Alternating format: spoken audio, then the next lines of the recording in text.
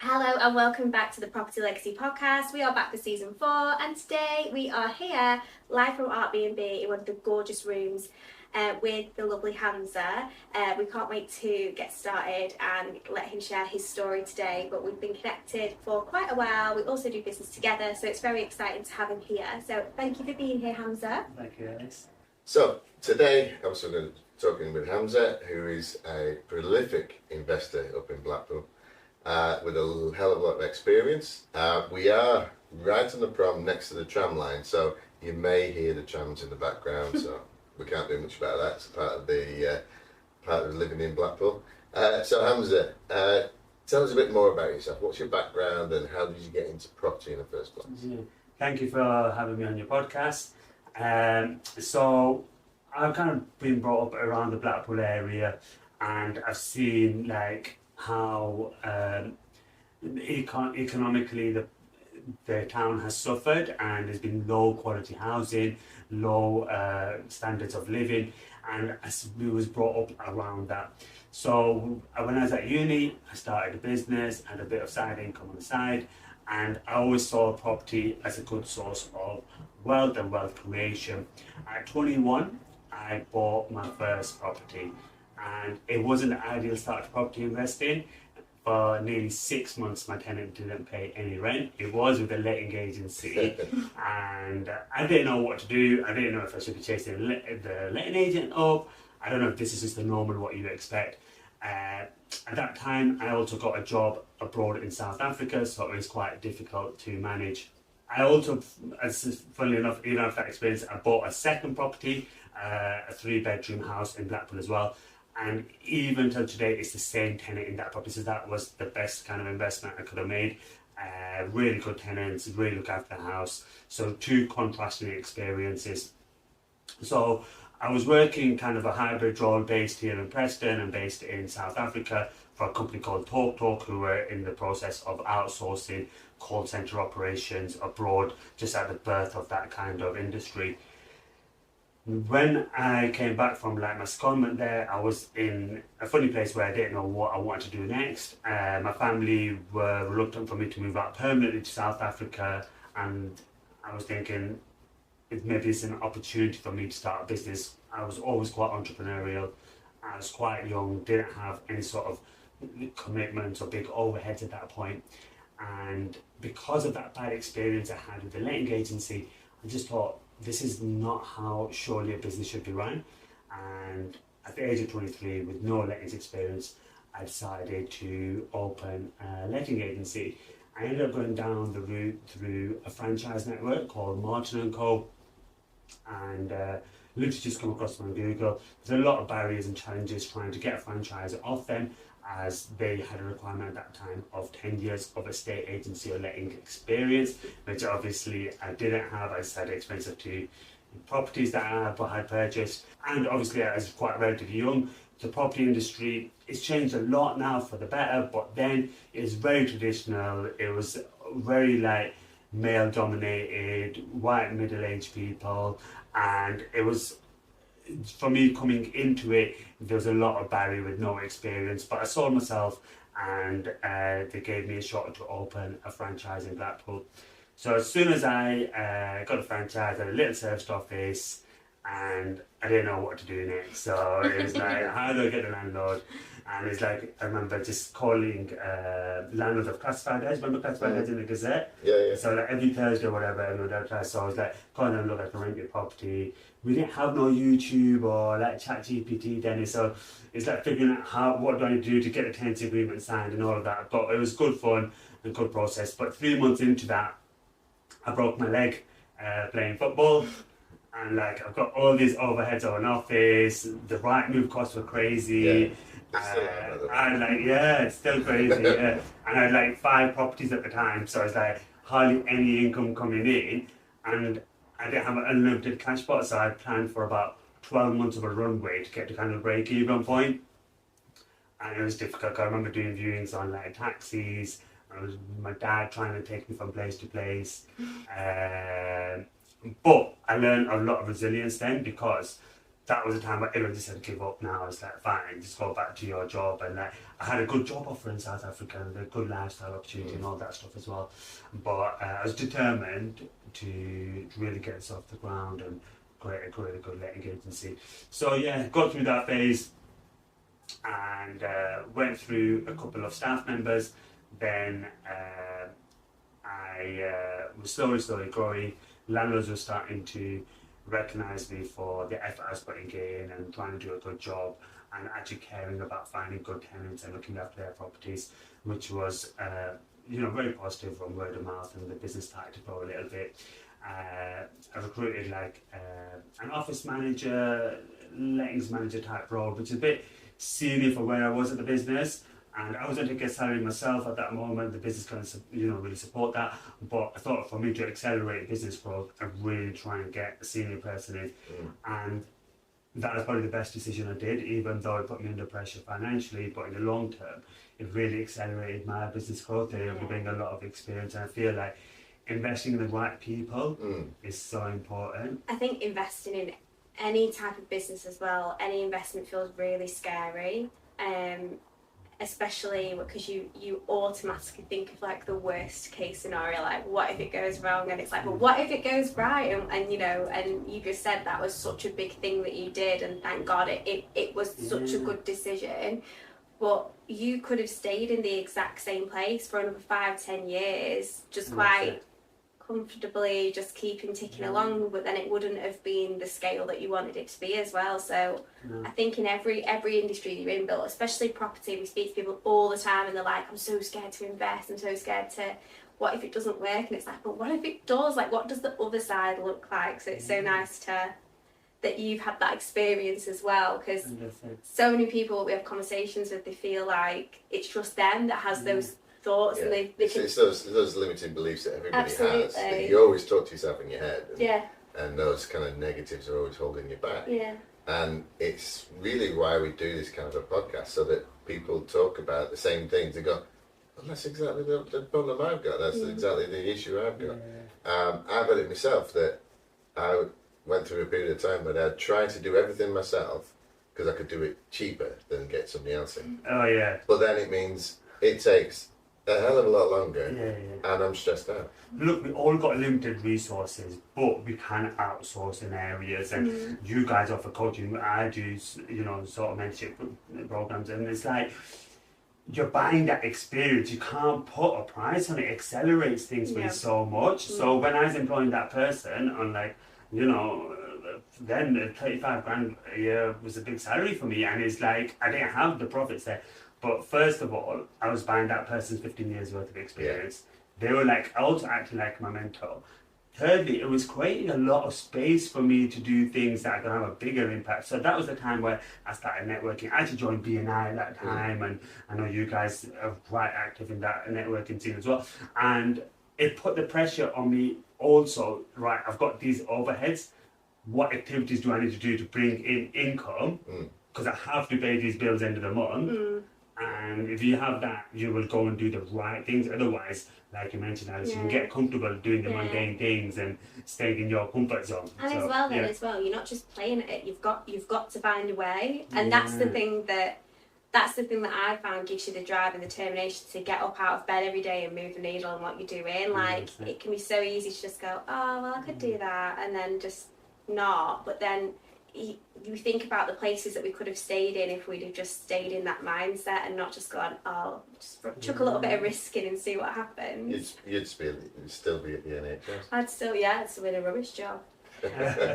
So you took this person on, and then what else happened? So look, there's probably like 2 years, 3 years of it just being a struggle, just getting the business off the ground, trying to learn the trade myself, not really knowing how I kind of can stand out in this crowded marketplace.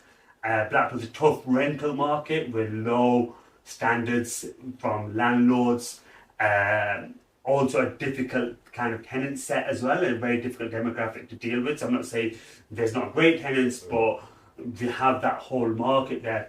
So it was trying to navigate, how do I kind of do what I need to do. So say it was 3 years of not much progress, probably 0 to 100 properties, at least covering kind of my overheads. But in that time, I mastered kind of my skill.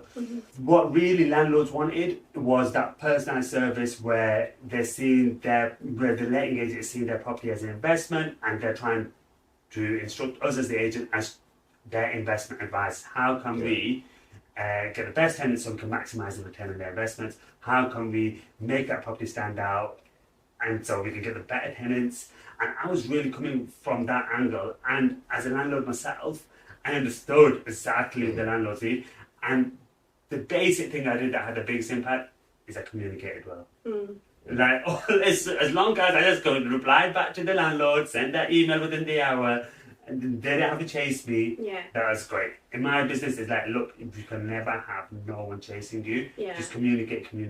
And look, when your property's on the market, we don't understand what it's like for a landlord. The landlord's got a void period, they've got mortgage bills, they're just normal people, and having a property is also a liability, you know? And I understood that, and I was really good at getting tenants in quick, and reducing their void periods, and just looking after the landlord's interests. So we then rapidly kind of scaled, so I went to 100 to like 350 probably in year 3 to 4. We moved into a high street offices, and we really started, like, we made some really nice offices. This is like 2015, and then the letting agents, they used to start, you know, like old solicitor firms you see now, and like they've not invested in it for 20 years. It's just kind of like that kind of marketplace. So you had some really nice fresh office space. We were able then to attract good talent, from other letting agent, estate agents. They were, you know, starting to take notice, and they came. And then I thought the next step would be kind of growth in different areas, and then we fueled that with acquisitions. So I did 4 acquisitions. First couple not so great, like I lost a lot of landlords, process, I didn't probably do the due diligence is correct, a lot of misinformation provided in that process, didn't have the right power team to support me, but after that I was able to really do a couple of good acquisitions and really accelerate growth. And before COVID we had 4 offices, so we're coming out the Fylde Coast, and we had an office in Lancaster, so we had St Anne's, Blackpool, Thornton and Lancaster. But what I realised is at that point my overhead had got so much, the business was only as profitable as it was 4 or 5 years prior. So growth isn't always the answer. No, the more money you make, the more problems you have. 100%. And I was turning over quadruple more, but my profit margins hadn't changed. And I was like, what am I doing this for? And then my role changed from being a letting agent to more of like a team leader. Like it's more of a leadership role. I think that's what people forget. Whether you work for a living as an employee or whether you work for yourself, the bit you really enjoy is what you start at the beginning. And the more experience you get, the more wealthy you get through it, or the more your career takes off, the less you do the stuff that you actually wanted to do in the first place. And you're good at. And you're good at. Yeah, and the clients love that part as well. So you get further and further and further away to the point that you're having to then manage people, which I don't know what you feel about managing people, but that's like herding cats at the best of times. So it's difficult really to kind of keep that link to what you really enjoy doing, and also move your business forward. And at that point as well, the service level I'd be open to wasn't the same as it was prior. Because before the clients, I was kind of like, I wouldn't say micromanaging, but I was involved in a lot of things, and things couldn't get missed because it would become quite apparent. But when you've got so many moving pieces, there's like 800 properties at that point was getting under management. It's a lot of stuff. And we had the estate agency side as well, and we had a team there dealing with that. And I don't say I lost, out of the ball, but I feel like it's hard to maintain that high standards that I had. And like my clients, they still all wanting my attention, and it's hard to deliver that unless I've got systems and the right team in place. So luckily for the business, COVID gave us a lot of lessons how to kind of progress the business. So it's a bit of awakening kind of opportunity for me to kind of revisit the business and how it's going to run forward. At the same time, my dad went terribly ill in the beginning of COVID, and he was misdiagnosed, and ultimately he needed a liver transplant.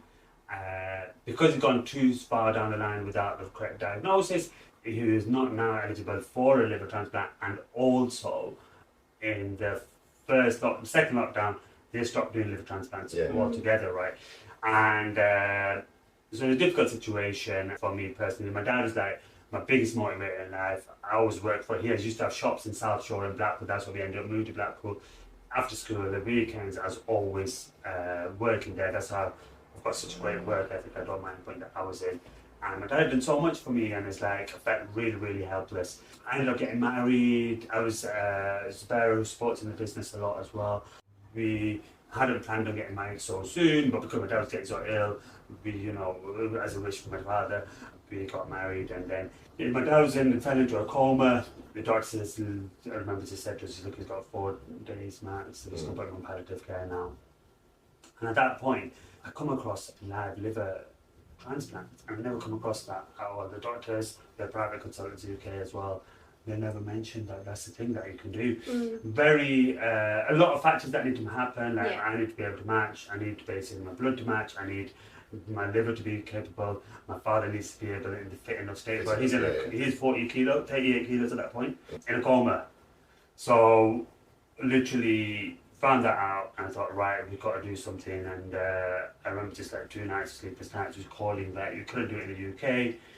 We could look at overseas hospitals, very hard to move. In second lockdown, very difficult to travel.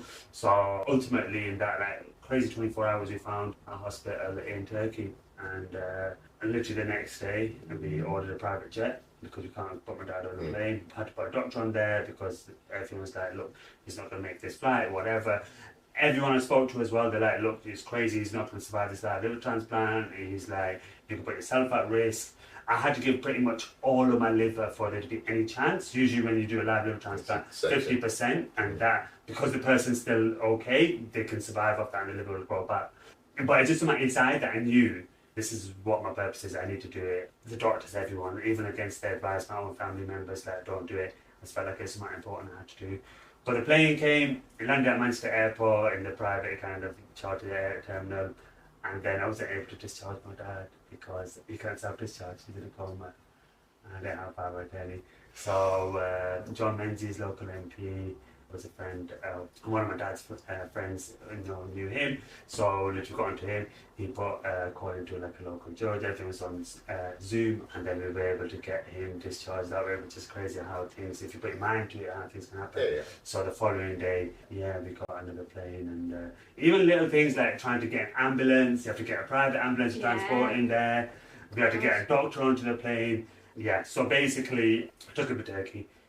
Absolutely amazing service. So the guy that was going to do the operation, he was a professor, and I can't remember now the hospital name, but an American hospital. He was teaching there in terms of liver transplants, and he was the one that was going to be leading the operation. And within 2 to 3 days after that, basically as soon as I got there, everything checked out. I was super fit and healthy at the time, and like I'm so glad, like I really looked after my health, and everything matched. We did the operation. It took 9% of my liver. So basically the chances of my dad surviving was 10 to 15% of the operation. So the risk for me was, if you start this procedure, when I wake up my dad won't be alive. And because taking 90%, there's so much chance, because you're cutting all the veins off your liver, internal bleeding is such a high probability. But luckily, like, everything really, really went well, and probably gave me the opportunity to actually fund that. And plus, a lot of people would have said in their mind, oh, I haven't got the money to do it, so I can't do it, just give up. But I was still 40, 50 grand short. It was like over, 160, 170 grand for the whole procedure. I lost 20 grand on the missed flight. I think it's just nearly £20,000. But I don't know if I should say this actually. So you can cut this out. But we had the bounce back loans at the time. I actually used one of the bounce back loans for that. I'm still repaying that bounce back loan. But and my sister did a GoFund page, and we raised 40 grand. Like, it's amazing. And I'm so grateful that she did that. But I feel like it's meant to happen. My dad's been living 5 years now. Literally 5 years next month. He's seeing his grandkids grow up. He's got such a good relationship with them, and so I feel like if I did invest in property, it would have given me these options in life. But for 3 months, I was in a hospital bed. I couldn't eat for a month. I lost a lot of weight whilst my liver was regenerating, and I realised my business wasn't really a business. it was so dependent on me running it, Mm. and it was going to shit. Like the manager I had, like really good guy, best mate of mine, but he wasn't the right person to manage and lead that business. I was always, just shouldering him, just helping him. I was still kind of doing the management duties, which I should have outsourced, and it was not right. It wasn't good for my recovery. I should have been spending time with family. I should have been relaxing. And I was like, literally, I remember taking morphine and trying to just catch up on stuff with my team. Mm. And it's a difficult time to change as well because it's COVID and they're functioning from home and you're trying to adapt from everyone working from home now. It's a normal thing, but 5 years ago, it was difficult kind of setup. And I just thought, when I come back, like, this is not the life I want. Like, imagine if this happened again, I shouldn't have the business being a burden and it should be supporting me. So I come across a great mentor and started working with him. He had a multiple branch estate agency business, and I worked with him to try and systemize my business. Yeah. So COVID actually eliminated a lot of our staff because we realised some of the... Not literally, but... No, not literally. So due to COVID, we realised like a lot of the tasks could be outsourced, or we could do things virtually or in a more efficient way. I think COVID changed every single business in every, like, I don't know one person in whatever industry they're in, whether they're in employment, whether they're running their own business or a member of staff in any size business, if they worked for that company throughout COVID, there was a way before COVID and a way after COVID. There's change in every single business, and things still now, 5 years on, that will never ever go back to the way that they were, or ways they're trying to get things back, and it's like, oh, we've been working this way for 5 years, so. But you see that in the housing market for Blackpool, because now we're getting people moving out of London to live near Blackpool or Manchester, because you can get a train to Euston for that 1 day a week. You have to go in, or the hybrid working, the working from home. Just people living all around the world working for companies in the UK, in America. You don't have to be in that office. And it's great, and I feel like, especially for the smaller towns that aren't in the metropolitan cities, is a benefit. And I think we went from one extreme to a real extreme, because before COVID, working from home would be like that dream job, right? And then in COVID, it ended up by the end of COVID, people wanting to go back to the office as a social element. When I worked for the NHS at home during COVID, I used to say to people, it's not working from home, it's living at work. That's what it felt like. That's ahead of the curve, like now people realise that. It literally was. And it can feel quite suffocating. You can't switch between work head or just, oh, I'm at home now. Like, it's not as easy as closing a laptop and putting it on a shelf. It was bad. So I set up a work, I got a spare room at home and set it up properly as an office. I couldn't do it, I couldn't make that switch. And like for me, my identity is so associated with my work, and it's like important that I do my work properly. And it's like, no matter what I did, I couldn't get into the zone with work, I still associated it. And plus, when you're working, you need that time then to switch off and go into a different zone. And that's with houses. Like in my letting agency career, I saw so much of bad quality housing and families growing up in that environment. So we're talking about how working from home is affects you. Imagine living in a space with damp, with just basically leaks coming from everywhere, not sufficient heating, cold, not condensation, not a proper ventilation, all of these things. Imagine growing up in that whole environment. It's not good for you in any way, and it affects your mental health significantly. And what I try and do is, sometimes I'm overspending and it might not make sense, but for me, it's also about providing great quality housing, and I do benefit from longer term tenants. We still get the issues where tenants will take the make, they'll cause damage, they won't pay rent, but at least I'm doing something that's purpose driven. Absolutely. And we need that in towns like Blackpool. I feel like if a child is brought up in a better space and better environment, hopefully they can lead them to more opportunities. I think that's why we click quite well, because that's one of the reasons why we set up the education side of our business, was by teaching people to get into investing will actually improve communities all over the UK, rather than just as an investor improving one property at a time.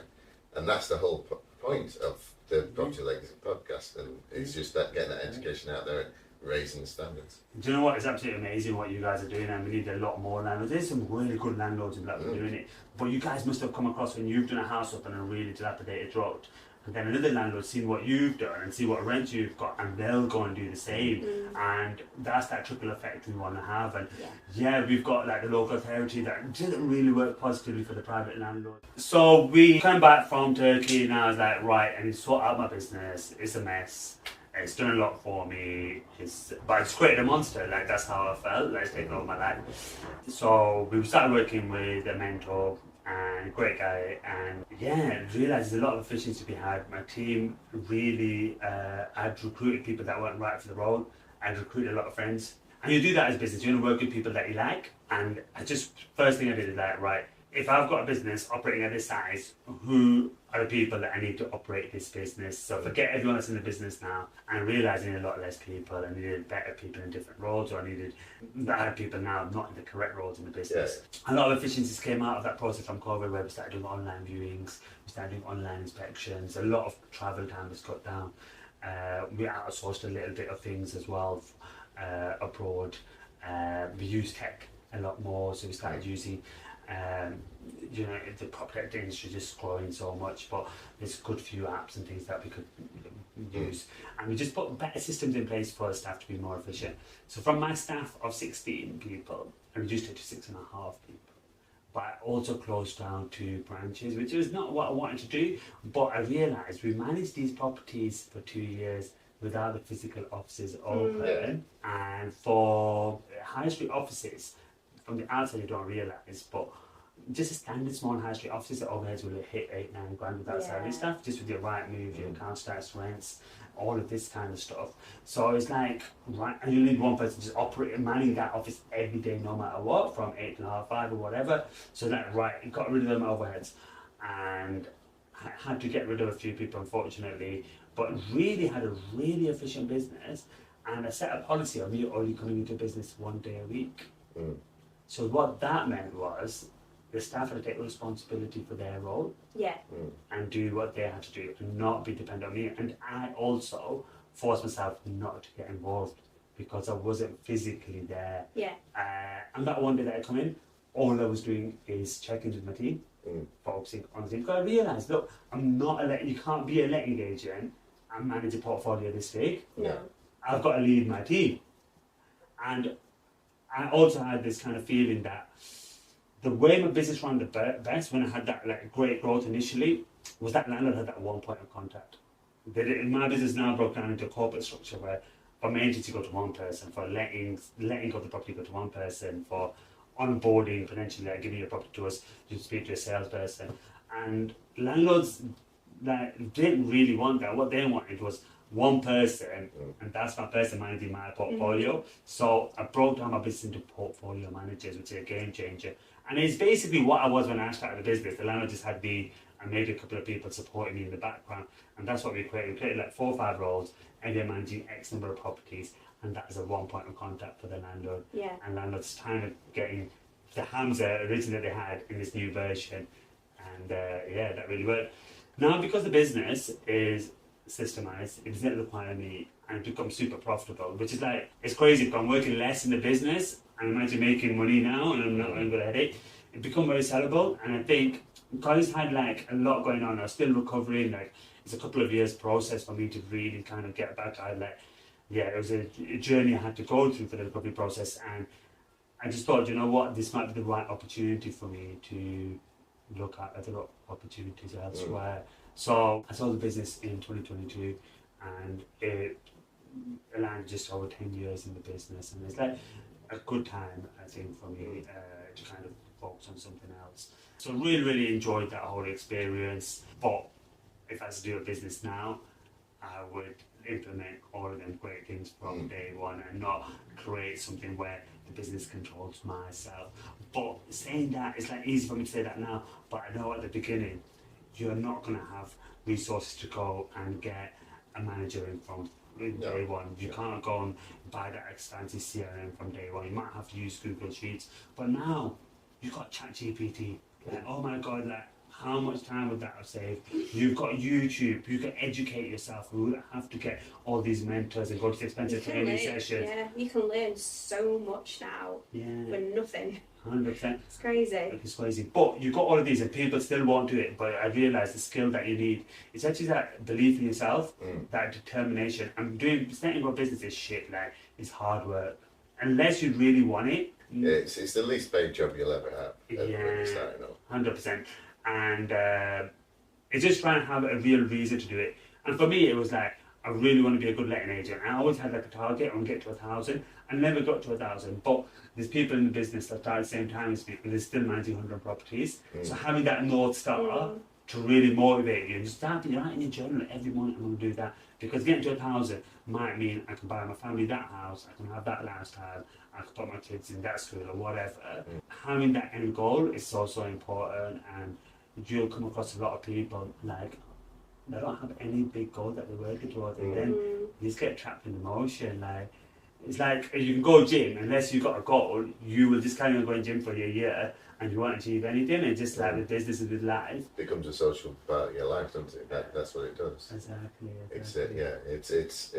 It's definitely the way to go forwards with business these days. So I've got that capital injection in now. I was like, right, I'm going to literally, I've got a little portfolio. So as I was building the letting agency, now people think letting agents are property people, and they're not.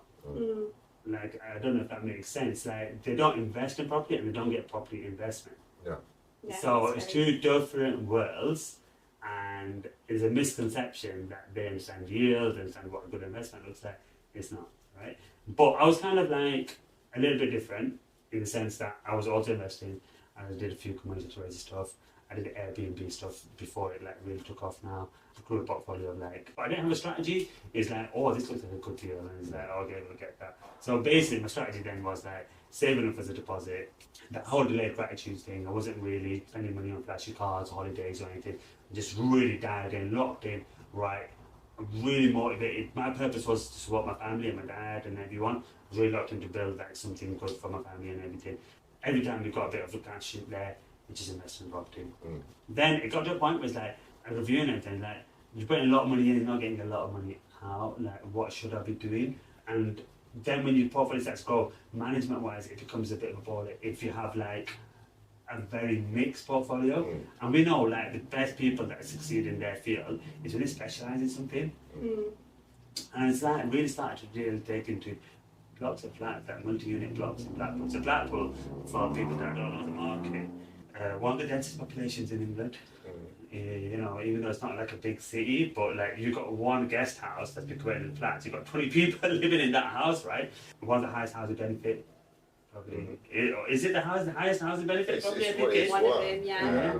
It's down to the whole benefit system. If you're on benefits and you're in the middle of the country, why not go and live at the seaside? That's, you know, you still get the same benefits. So it means that people will get drawn to seaside towns and drawn to big cities to have that kind of extra life. And square meters wise, one of the cheapest places to buy, right? But Definitely because still are. and because you've got a very dense population, you've got good reasons for people to live in Blackpool. The rents are still significantly high. So when you compare it relatively to what we're buying for, wow, right, you can really make some money here. So I was like, right, let me do multi-unit blocks. So I then started kind of like exploring that. Airbnb is like too much of a headache in Blackpool. Like we had like one where we had like over 100 people turn up, like TVs getting dropped and stuff like this. So I was like, can't be doing this, like, I need to keep my life a bit simpler, and started just building up a portfolio. So I thought, I'm going to do a couple of years of trying to build a portfolio, and then I'm going to move abroad. Like, I need to leave Blackpool, I've done enough, I've done my part in Blackpool, I'm going. 3 years later, I've still not bloody left. So I still need to figure out how to do that.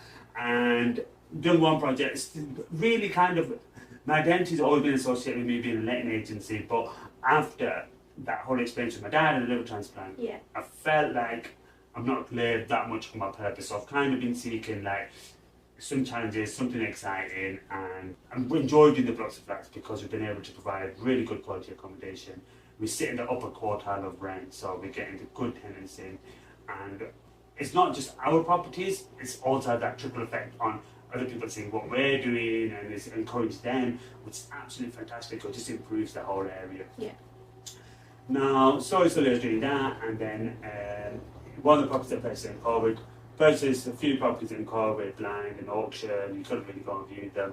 One was in this block on the corner here, 11 flats, like 300 odd grand. I thought, yes, easy. I've never done more than 3 flats. I thought it'll be the same as doing a house, but just 11 flats. But it was a nightmare to build out. You can't use the same trades that you're using on, say, a 3-bedroom house.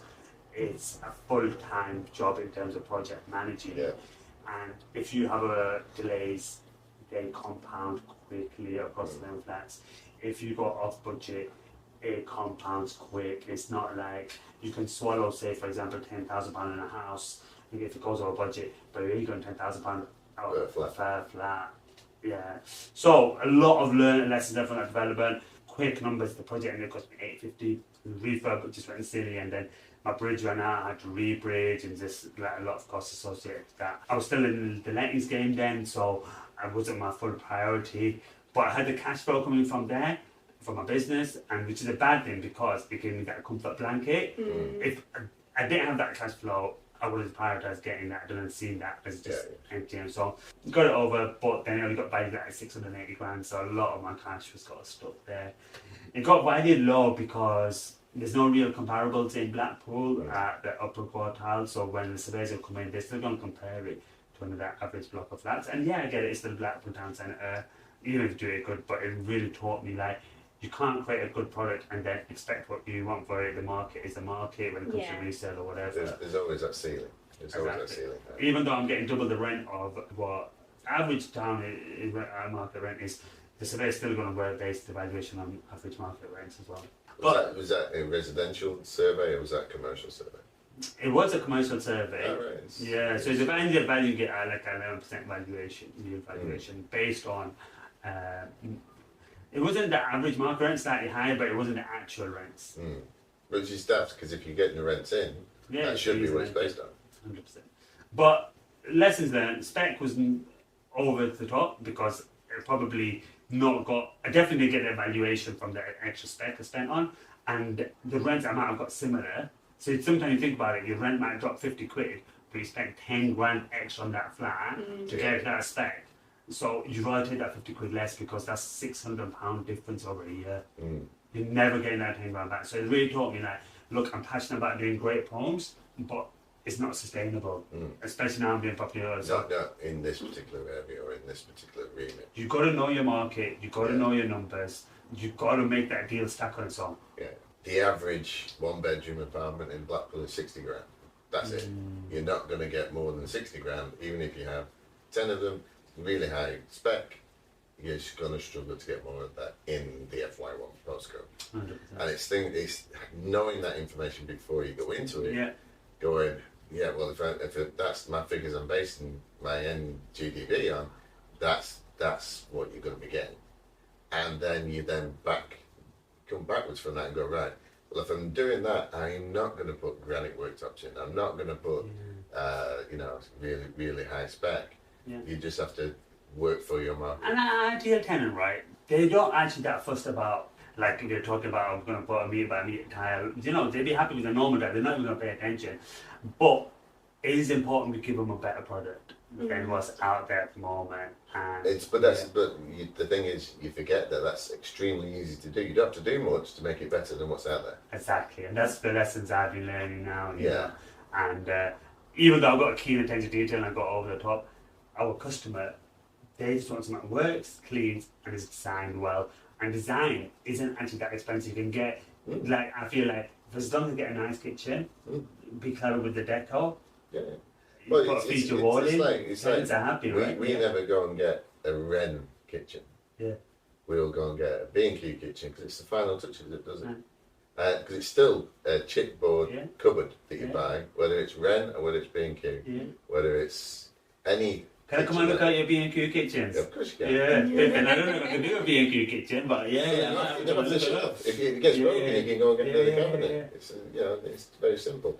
I'll introduce you to Steve, the head of sales. He's been calling me all the time. Yeah. Yeah. Trade point, right? He's like, yeah, come down. Yeah, got some event on. Okay, yeah. But yeah, Okay. so it's kind of setting out your remit of what you will look at and what you don't. Okay. Because when we do training with people, they're like, oh yeah, we're going to knock that wall down, we're going to have a big dark kitchen.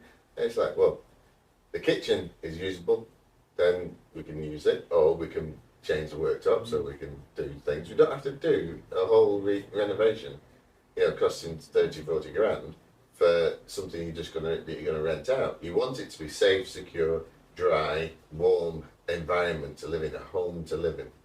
They don't want Wren kitchens or chocolate, £6 grand kitchens. They want something that looks really nice that they can really work with. And that's just making sure you hit the right market. You're spot on that front, and I take lessons from there. And I'm very much about doing something right. Like that's what, but it's also the reason I grow my business. It's like for me, my key thing is do something, but do it right. But at the same point, like you guys are mentioning, you've got to make sure the numbers stack and sustainable, because all the business, all the hard work I've done is now stuck in lost money. So, if I spent $850 on that, I would have got $680 at the end for the valuation. If I sell it, I might only sell it for 700 grand. The 150 grand disappeared. I might get a bit extra rent, but not 100 to justify that extra spend there, right? No, the only way you can look at that is that this is a legacy business, and a company that's going to carry on well after you are. Yeah. So it will make, the longer you hold property, the more it makes sense. Yeah. But so eventually that property will actually make money.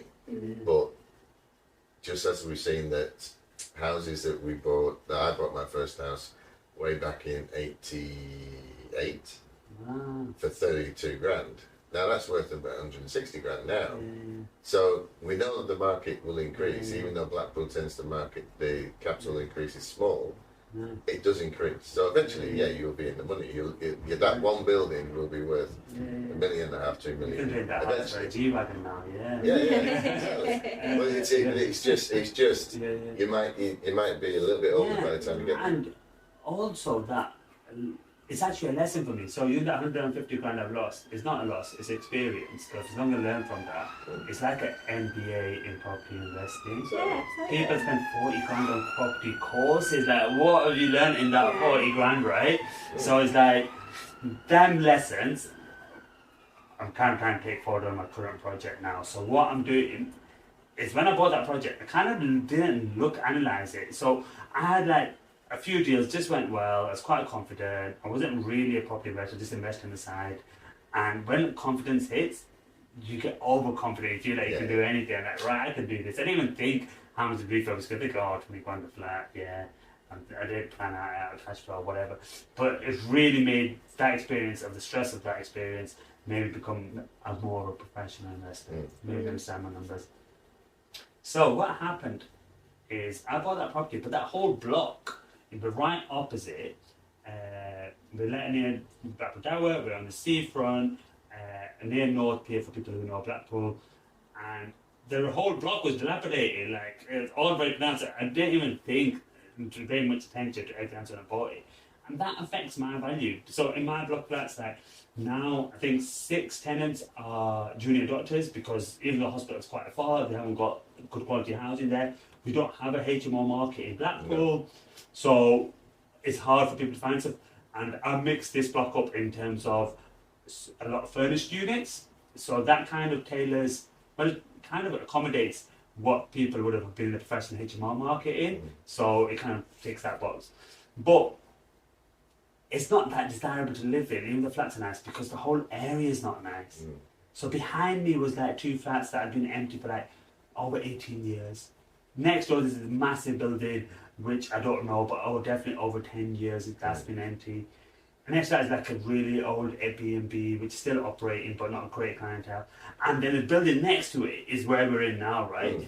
And this is a great project that the council teamed up with the art charity. And it was 2 hotels got together as a force, and they thought, right, let's buy these 2 properties. Again, they've been empty for quite a while. And so they started this project, And in 2020, it got ready to launch. So they did the refurb and everything, worked with local artists.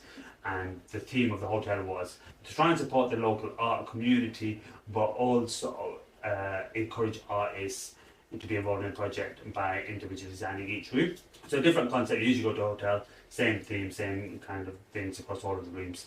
But unfortunately, they struggled to kind of get it off the ground. Sustainable business. I feel like you do need an entrepreneurial kind of spirit, and I think sometimes the public sector is difficult to run small businesses. And then COVID came as well. Kind of killed it. Yeah, so it was a difficult kind of experience. So then, unfortunately, the hotel closed down in 2022, I believe it was. So I'm fully invested in that block. This building looks beautiful from the outside. Oh, nice. I really loved it. I was really passionate about it.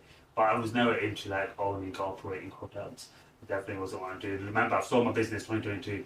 I want to go to Dubai. Like that's my plan. Yeah. I'm conscious of investing in this block, and it's a really nice block, but everything around it isn't. And that's like right. And then at the same time, I was trying to buy the building next door to mine because I'd been empty for so long. I was dealing with squatters, trying to keep it secure because it's affecting my tenants and stuff like that anyway. And then I've kind of started negotiations now with the landlord of that property. This property's come up for sale, the hotel. I'm like, what the hell? Like, it's crazy. So I don't have the funds really to support it, but I really wanted it. So my wife just sent me an article like of coming up for sale. And literally, I knew the estate agent benefits of like being in the trade. Is that look, there's a lot of interest. This is like COVID, right? 2022 is crazy time for property. Everyone was rich. Like do you remember them times? Everyone was just buying property, and property was thing. And then hotels and Airbnbs like was such a buzzword because everyone was just going on holidays in Blackpool, and everyone in staycations across the country. That's a big thing, wasn't it? Yeah, and it's like we never thought that. Oh, you know what? People might actually start going back abroad, but it was just a boom. So there's a lot of hype about this building coming up for sale. I just had my heart set on it, and I thought, you know what, I really need to see what I can do. It went for best and final bids due to the interest on it. To get this deal over the line, I had to get investors. So my vision was, if I can secure this, I can secure the whole block. I'm in the discussion to try and secure the middle one. And at the same time, I thought I'd get an option to purchase a small B&B, just wedged in between all of this. And them two flats at the back, I don't know what would ever happen with them. I don't know how I can get regenerated. And I thought if I develop this whole block, this block would become a desirable block in Blackpool Town Centre. And as we guys know, in Blackpool, there's a lot of exciting stuff happening. DWPs finally being built. So then it was just like, they're just aren't in the works. I didn't think they'd actually happen. It's a beautiful big building. We've got the multiversity coming, right? We need better quality accommodation now in town. Absolutely. And there's all these other little projects going on. So I was like, yes. There's MOD building a new building as well. Exactly. So like, some of the staff there, they might want to be in walking distance of their job, right? So I thought, right, this makes sense to me anyway. And I thought, right, let me try and secure all of this. And this might actually increase the value of my block that I lost under 50 grand on, right? So maybe I'm still chasing that under 50 grand. And then, so mine to secure this hotel. It took 18 months in conveyance to get it through because it's owned by the council, charities, the freeholds were owned by different entities. So it's a very difficult transaction. My oversight was a hotel is a very operational business. And we haven't got economies of scale because we're a 19-bedroom hotel, so it's not like, say a 100-bed operator, they can get the right management teams and stuff in place. And plus Blackpool's so super seasonal, it's crazy. And we are very busy on the weekends, but weekdays still is a challenge. But so I took that over, and it's been over a year now since we've been operating and trading that. And in the meantime, I was still trying to buy that block in the middle, so it's been 3 years in that process. And what happened, I exchanged on it, and obviously you get quite creative with options on properties, and I wanted to try and get planning for Airbnb at the front. I thought, right, my killer idea is we're going to have this hotel. Operationally, it can manage more units. If I've got staff here, staff are not going to be at capacity. So if I can get Airbnb literally next door, I'm going to be laughing, right? So I thought, right, so 2 applications in now and just been rejected. Apparently, the beach is there. We've got the tower just to the left there, you can see from here. But that building next door falls out of the holiday zone for Blackpool councils. Which is ridiculous, isn't it? The amount of hotels between here and Brisbane. There's 3 miles of hotels. Yeah. Oh, obviously tourism zone. But They've drawn a red line, literally. Do that little BB next door? They've drawn it right across there. Yeah. And it's just like, yeah. So it's a bit, without going into detail, there's been a lot of... So is that them saying they want it to be residential only then? No, I think what they're saying is, if I could prove viability-wise that it has to be an SA, service accommodation, they might have considered it. But the cost of building it as residential or SA is quite similar anyway. So the viability argument is hard to argue with them. Yeah. Have you thought about a part hotel? It's got... So you still get the hotel facilities, so reception, the bar and things like that, but they're all apartments. Yeah, great idea. It is C3 use already, so I still have to go back to C1 and still creating another. There might be more overdue as a hotel, but as opposed to like SA units, but it's still that whole rigmarole. And plus, the building's quite big, so I really want to split half of it. The front, it's got two clear distinguished areas. That, you know, where in the car park you've got that whole long extension, then you've got the front part. So I thought the front part is the same square metre, it's exactly the same as what we got the hotel. So I thought if we could use that as the SA, and the rear as residential units, because the rear, they're all studios, so it's quite good because I've got a lot of units in that small space. If I went with planning now, Blackpools have that 55 metre square metre requirement, but then 17 flats at the back would have come down to about 8. This is so viability wise it makes it difficult, right? So, and the rents obviously, when you stack it up, it doesn't make sense. So I exchanged and paid a chunky deposit, paying costs as well throughout, like council tax and stuff like that, to come responsibility for that. The guy I'm buying it for liquidated his company, and it's like, you never think if you exchange on property you will not be able to go and buy it. You think it's a done deal. Even my solicitors like didn't know what to do. Like, it's never happened to them and it never occurred to them. Really, I never thought, like, you wouldn't think you're going to exchange on property and then you don't have the option then to buy it because something's happened from their side. So you think all the took boss a day. So yeah, for whatever reason, he's liquidated his company. Now we are PGs when we get mortgages in our company names, right? It wasn't a thing then. So for him, it made financial sense. So about him liquidating the business. Yeah, so he's liquidated the company and like my deposits basically disappeared into thin air. Now I could walk away, but I'm so kind of invested now. I've now also bought the hotel to try and develop this whole block. I was like, oh my god, back to square. And now I'm fully invested. I've got my cousin on board who, as an investor down south. He's based down south, and he's not really happy with this hotel. He's not making no money or whatever. I just took him on the ride with me and it's really sold him the whole vision. And I really need to get this thing. So now receivers have taken power on behalf of the bank who had the mortgage, who the landlord had the mortgage with. And luckily, we've been able to build a good relationship. So property is always about relationships. I feel like the biggest lesson I've learned anyway. And we've built a really good relationship. He's obviously got valuations and everything. And they're about to put it on the open market, but due to this kind of discussions, we're able to negotiate a price with them. So it's like starting again the whole purchase, paying the deposit, reduced the price a little bit to what I was paying for, but I've still lost a lot of money in fees and stuff. So now I've purchased the property. I've had the second planning application come back, so I was like, right, now I'm back to square one where I've got the 24 flats that's current use. As always, the fallback, I've just ended up trying to pursue something better, which is that I would have known, like, in hindsight, it's fine thing I should just go and develop it as flats straight away, but I wouldn't have known that I would end up in this outcome, so it's fine, the situation. Yeah, so for, in hindsight, just go with the basic. Get the 24 flats done, and then you can spend the next 5 or 6 years putting the applications in for a service accommodation. And if it happens in 10 years, 5 years time. The problem with that is they would have wanted all the flats 55 square metres for service accommodation. I would have gone to. But does that include the communal areas as well? So it's a minimum because what everybody talks about is a minimum of 30 square metres. That's a national standard. That's right? a national standard. So Blackpool's asking for 55. So what happened at the front? They weren't. 2 of them actually were 55 square metres. They take that requirement, but if I wanted all 6 or 8 at the front at 55 square metres, I'd have to rejig all of them. So I'd have to like cannibalize some of the flats and manipulate the layout. So that was kind of the thought process there. But now I'm back to square one. Now we know how much we can build out for. You obviously got the teams.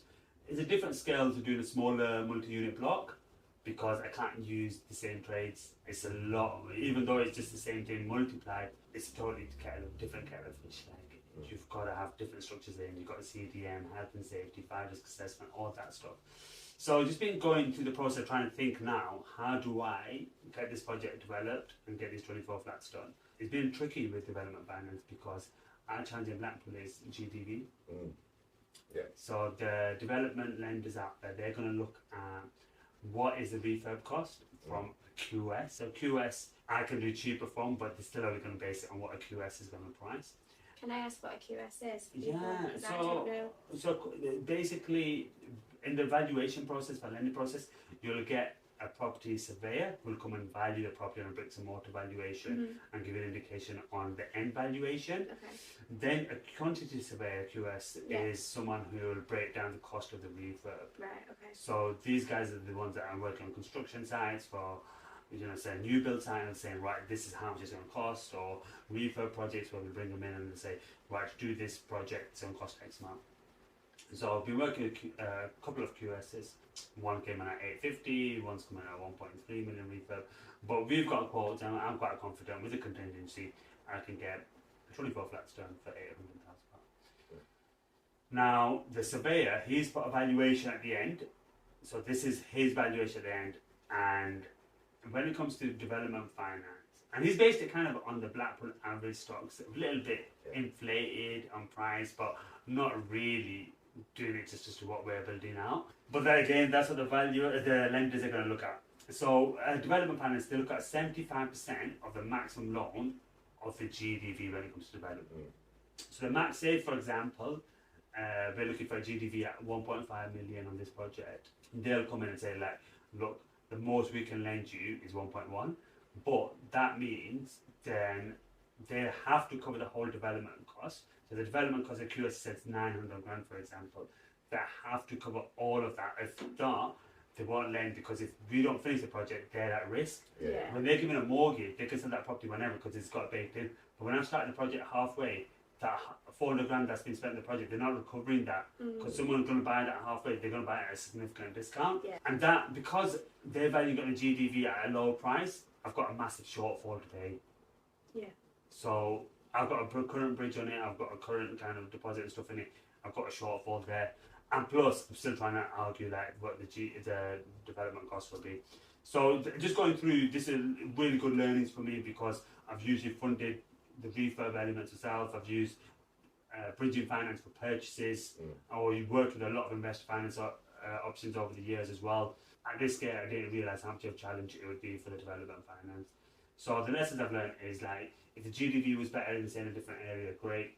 You should base numbers based on a main contractor coming in. Really, like, if it didn't work, the main contractor coming in, you shouldn't do the deal. With this, it's not that black and white, because there's an extrinsic value to increase the value of the whole block. So I can't look at it just solely as a block. I know I'm a bit emotionally attached, and I should be looking at it as that. But I know if I sort the whole block out, the whole block will also elevate the whole experience for people living here, and hopefully contribute to increase the valuation, more desirable for potential investors. So that's the challenge at the moment. But now the way I'm looking at it is, and this is simple now, I've just got 24 flats, no planning issue, just going to go and do the refurb to my Prism standard that I do.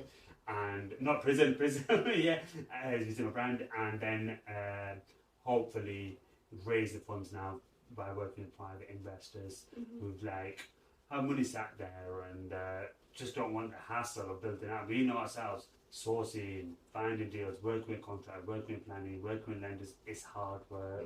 And at the end of that, we're just trying to get to that 10 to 15% net return, right? But some investors who might have that funds sitting there, they can work with such as people like us and fund projects. And I'd rather work with local investors than just giving this money to big institutes as well. There's lots of funds based in London that for pension companies. They all want to invest in property because it's regular returns, it's regular income. So there's, at 4 to 6% they're investing at these pension funds as well. I know. So I've they see the value in that. I've come across funds that they're looking for developments, but they're not looking for anything less than 5 million. You know, it just depends on where you are. But if you're down south, 5 million is a lot easier to find. 5 million development in Blackpool is. So that's my time now. I'm trying to get that done, and then there's a couple of units at the back which actually the council purchased. Not the council got an order to sell them 2 units. They had to put it in auction, so I just purchased them 2 from auction now. So like, hopefully now I can really just get this block done, and then I can leave Blackpool. So You'll have to. I need to find 700 odd grand for the development, a little bit more here and there, and So what's the end GDV for the whole block then? It'll be about 4. Because also what happens is it improves the hotel guest experience as well. Because right now you've got such a beautiful building, but next door it's not. Yeah. And it'll hopefully increase the values of everything else, and we could create communal spaces, and then create like a little yoga studio and shared communal areas, and that'd be good. maybe like that co-living kind of concept that I've got that you see in city centres, you know. And That's co-living, not HMOs. It's not. It's not. The council get onto me, yeah. So we don't have. So like lots of flats. Like in HMOs in the cities, you also create a community in that home. Yeah. So what I'm trying to do is create like a community here. And like downstairs here, we like it could be opening a co-working friendly cafe area as well, like a coffee shop as well. So we don't have that kind of third space in Blackpool, you know. And Not as much, no. No, so it's like I'm trying. That would be also something like that. You know, our residents would use, we'll give them discounts and stuff like that. Yeah. So yeah, that's the vision. Rental wise, the yields are fantastic. As a development, if you review it, it's sort of like I speak to developers and they're looking at 20 to 30%, and that's with them using main contractors, so they're not building it out themselves. So I'm not hitting them numbers, but I'm doing it for just that purpose of trying to improve this block, and hopefully I can show this work. It's a passion project as well. You know, it's something to kind of 100%. You know, put there that I did that. You know. And then when that whole thing happened with my liver and I wasn't able to really work, I really thought, you know what, I need to build something that generates an income, and that's my phase in life now. Is trying to just build out, and in that time as well, since I sold the business, there's been 14 flats I've renovated as well. And a few little houses and bungalow and dormer conversions, stuff like that. So there've been loads of little side projects going on, and the block of flats as well, and 9 that I'm trying to work on as well at the moment. So it's like this will then give my family the freedom. So regardless, like until you realise that tomorrow isn't guaranteed for you, you won't make the right decisions for you and your family. And for me, my purpose is always about supporting my family, and I've already genuinely feel when I've done this. And I've systemized it, so it doesn't need someone to run it. And my family don't need to worry in the future. It's like, I remember when I had that operation, it's like they said to me, you know what, you got 5-10% chance you'll die from the bleeding here. You might not wake up. And everything was a mess. And I had to write a will. And that really made me organise. Do you know what, where are my finances? Where's everything? And that was great. Like, if you haven't done that, I think it's really important. Like, if today's your last day, who's gonna, how, has someone got like a fact sheet there to sort everything out in life, and that will make you organise your life. So like this is that part, but I miss business, Steve. I really miss the thrill of getting a client. I miss working with teams. Like as much as that I used to hate it then, but I miss like leading a team, building a culture, thrill of like having like hitting targets, just building something. And it wasn't that much fun towards the end, but that building phase I absolutely love. So that's the entrepreneur spirit of getting things going and getting there, and then you can then just go right now. Here, you look after it, and then carry on with something and do it again. I think that's an ideal scenario for an entrepreneur. I'm always the one that gets 90% done, and then I struggle with the last 10%. I hate the last 10%, so I just get somebody else to do it, and then move on to the next one. It's important to know what your skill set is and really leveraging that, and Alice is just always having a go at me for waking up and saying, right, oh, by the way, I've done this. Something else, right? It's good, but you know what? I think that's the difference as well. Like, you're a real action taker, and that's what you got to do. Like, no point in thinking stuff at the moment. Because not everything will work. No, all trial and error, isn't it? Just throw it out there, it's great, I love that. And I feel like I'm a little bit, things are slow because I've had so many delays in planning, funding, stuff like that, and it just gets you bogged down a little bit, but I'm just trying to not get distracted with other projects now. I've really got a lot on my plate now. So as much as I want that big shiny object to work towards, it's like, right, let's just knuckle down, focus on projects. Because even put it down, I've got 34 flats to develop, I didn't find funding and all that stuff for. I've got a hotel to kind of operate and run, which is, quite time consuming at the moment, which is going to change. And I've got a coffee shop I'm trying to open, and I do, I've some great clients I mentor with. I've supported a lot of letting agents and consultancy services to help them grow, exit their business, how to set up their teams and systems. So I love that part. So it's all of that, but it's trying to I find it difficult trying to do everything at the same time. So that's my kind of learnings now, is that really, if you have the choice, you need to find your why, you need to find that one thing that you do and just really just focusing on that. So doing 5 things at one time, I wouldn't say is a good thing. No. It's just like in my situation at the moment, you need to just find that one thing. Even property investment, I feel like the people that are really good thrive is find your little niche. Yeah. You can make money from everything. Don't look at just like what is trending now on socials and stuff. Yeah. This is the thing. There's people. It's that shiny object issue, isn't it? It's something new. Go and do that. But that's what's led to the high rental market in Blackpool, because in 2021, 2022, staycation hit. A lot of the buy-to-let landlords switched to service accommodation, and then they're all in the wrong places, in the middle of council estates and next to little old ladies. So it now means our rents are very high because half of the stock disappeared overnight. But rents as well. Like, what do you think? Like, where do you reckon the level will go from here in Blackpool? Because I think it's a challenge. The right? next 6 months we'll have another increase in a hike going up, because you've got selective licensing, you've got the new private rent regulations coming in. That's all costs levied at the landlord. Now the landlord isn't just going to suck it and take that. They'll always put the rents up. Yeah, it's in the extra tenants, right? All this that is supposed to be helping tenants will actually be hurting tenants, because they'll just put the rents up. And I feel like with Blackpool as well, it's still dominantly like a housing benefit market, even though we might not operate it directly in it. But it's a challenge for housing benefit. We do. It's 98% of our clients are. But it's a challenge because benefits aren't increasing. And Labour have come in, and they've not increased them, and who it is now, They've had 10% rise in the last 4 years. Well, and it's not good enough. No, but the 12 years prior there was nothing, right? No, was it 12 years, I think? Something like that. So maybe, like, if I think about it, like, 390, right? A housing benefit for 1 bedroom, right? Mm-hmm. The market rent. Yeah, so market rent's what, 550 for a 1 bed? 5. Standard 5 in the lower so end. That's what I mean. They're a massive thing here. So what's going to happen to this housing benefit market? Like, where and who's going to accommodate them? Because we can rent a 1 bedroom house for 550, right? Or 500. The problem, what will happen is people will then be on benefits and taken away from what they would have spent on childcare, or what they would have spent on clothing, food, heating. Will all have to go against rents, and that then doesn't help the child poverty issues that we have. So if someone was watching this, right, I'm pulling there's this down there's a hell of a lot to go through. I know. So if someone was watching this and listening to your story and where you're at now, and either wanting to work with you or collaborate with you in whatever way would serve you and where you're at right now, what would that be? So at the moment, I work with clients who are looking to grow their portfolio. So focus really on multi-unit blocks of flats, which is kind of my niche here in Blackpool.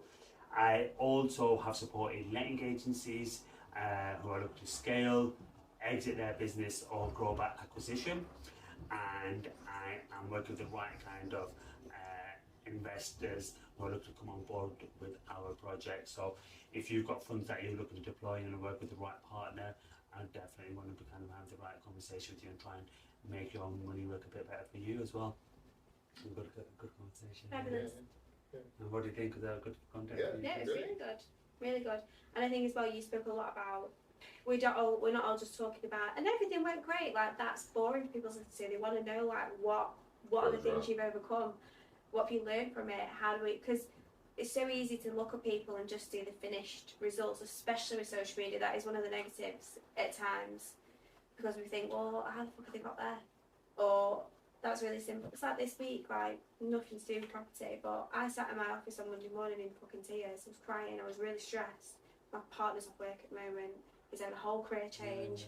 I'm like, fuck, like he's my business is doing well, but like his job's very secure. It's that thing of like we live together now, you bring that income in, and I was like, shit, what am I gonna do? And then in 2 days, I made $3,500, and I was like, right, okay, but that's the thing. That is the ups and downs in business. But people, when they see me, they go, oh, you're doing so well and everything's going great. And it's like, actually, and I've had this conversation with multiple people this week. I was networking last night. They're like, everything's going great. I was like, I was in fucking tears on Monday. Like, yes, you know what? It's so cool you say that. But you know, as a woman, right? You just speak quiet. I couldn't, right? I find it difficult. But thing is, funny enough, last weekend, I always say that. I was saying to Rob, though, I was saying the other day, we can't talk. It's good to talk about, but not when you're in the middle of it, though. If you talk about it when you're in the middle of it, it's like, oh fucking hell, it's a bit beggy. But talking about it after the fact is really important, and as well because you're a man in that situation. Because so many people, they just do a stiff upper lip and they're like, but it's fine, it doesn't happen to anybody else. It does. Like sometimes they need to. But you know what? There is one thing then, talking about that, maybe we can do something separate. Is I got really burnt out. Yeah. So I literally went so ill. Yeah. And I couldn't get out of bed. Literally, but I did. It's hard for me to talk about. But I know a lot of other guys went to it. I had to literally just go into like a medical resort for 3 weeks. There's so many people. And it's like I never felt that ill in my life. And I did similar in 2024. Okay, so that's it for today. Thanks for joining us. We've had a lovely time at the Art B&B here in Blackpool. And thank you, Hamza, for inviting us down. It's been a great time. So if you want to hear more from Hamza, we'll put all his contact details in the description below. But if you want to look at any more videos of ours, then follow us on YouTube on the Property Legacy Podcast. But we're also on Spotify and Apple Podcasts as well. And make sure that you're following us on social media. We are on Instagram, TikTok, Facebook and LinkedIn. And we can't wait to see you again for another episode soon. Thank you. Bye.